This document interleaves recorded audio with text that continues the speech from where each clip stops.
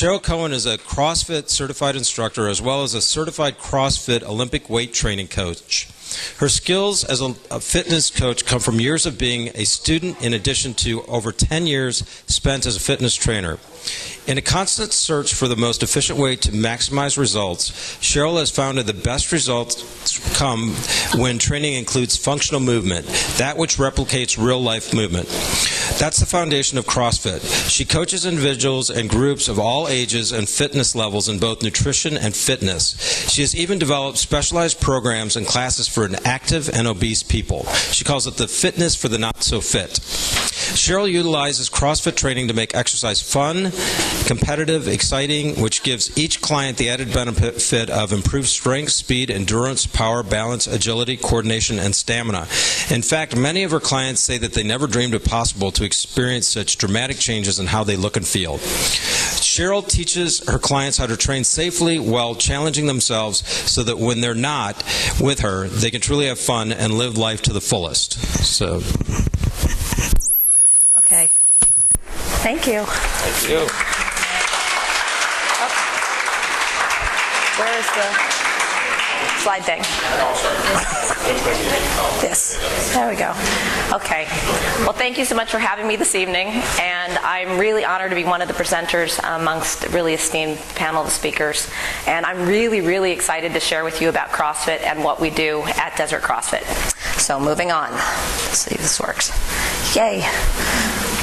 Okay, so first, before we talk about CrossFit, let's talk about what is fitness. You guys probably have some pre-established ideas of what that is.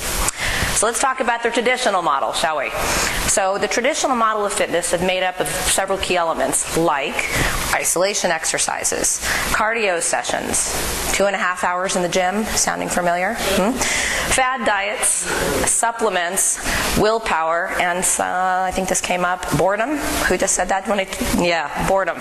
So isolation exercises. You probably know people who go to the gym and plan their workouts based on what body parts they're going to be working that day. Have you heard of people talk about maybe like back and bicep day, or chest and tricep day, or the dreaded leg day? And then there's cardio sessions. I mean, you can't get out of the gym without doing your long stint on the treadmill or the elliptical or the stair climber. Strangely enough, the exercising public has this thought that these isolation exercises plus 20 to 40 minutes of cardio is going to lead them to this exemplary fitness, right? And what about 2.5 hours in the gym? I can't tell you how many people I talk to that say, I had such a great session at the gym today, I was there for 3 hours, as if the longer you spend there, the better result you're going to end up with, right? And then the supplements in the stores and in the magazines. You have to buy the product that's going to make you lean, that's going to give you energy, that's going to build muscle until you're huge, and you couldn't possibly achieve the result without it. What do you do? So, what do you do? I mean, how do you stay on the program like this? What does it take? Willpower. And what happens when you stay on a program like this? Boredom. Exactly. And then there's CrossFit. So CrossFit actually began in early 2000. I know it's really hitting the media right now. You see it on ESPN on Wednesday nights. It's pretty exciting. But it actually began a while ago in early 2000, and it was created by a man named Greg Glassman, who we fondly call Coach. And Greg Glassman is actually a former gymnast. And being a former gymnast, his whole context for training is that training is something that should support life or a sport. Or else why do it? I mean, why go through the trouble? And Greg Glassman, or Coach, in the early 80s worked in a place you probably have heard of called Gold's Gym, Venice Beach. Anybody? Okay. So you can imagine in the early 80s, this was pretty in the face of the thinking at the time, because the emphasis was really on being huge, having ripped abs, being symmetrical, okay, not pursuing life or a sport. And there's nothing wrong with those things. I mean, who of us doesn't want ripped abs, right? Okay. But we should get those things by way of pursuing life or a sport. They should be the icing on the cake, not the goal in and of itself. Makes sense? So my story, I actually found CrossFit about 6 years ago. And I was living in San Diego, and I was training with a group of people, and I trained for 2.5 hours at a time. But we did it outdoors, and I used to train, my trainer was one of the old American Gladiators. Remember that show? Yeah. Tank was my trainer. All right. So as you can imagine, we used to run up and down hills with rocks in our backpacks, hiking 11% grades with our body weight in sand in our backpacks, or maybe a mountain bike strapped to the back so we can then ride down, or walking lunge 3/4 of a mile up a hill to bear crawl down. That was a good time. So I pretty much, no really, I fashioned myself to be, yeah, and strangely enough, that was his background. What do you know? So strangely enough, I fashioned myself to be pretty fit. I mean, top of the food chain. And I had a friend call me one day and say, you need to check out this website. It's called Crossfit.com. And these people are absolutely nuts, and you're going to fit in beautifully. So, not being offended, of course, I went and I checked it out. And this website is saying that they can give you elite fitness in 20-minute workouts a day. What? Are you kidding? I'm spending 2.5 hours of my time, and I'm going to get this in 20 minutes? Right. So I gave it a try. And I couldn't even finish the workout.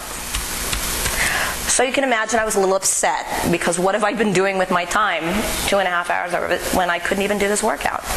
So I like a challenge, and I like an experiment. So I decided to put my training on hold, and I was going to go ahead and take this on full force, just do CrossFit, and tell my group I'll see them later. So for about 3 months I did this.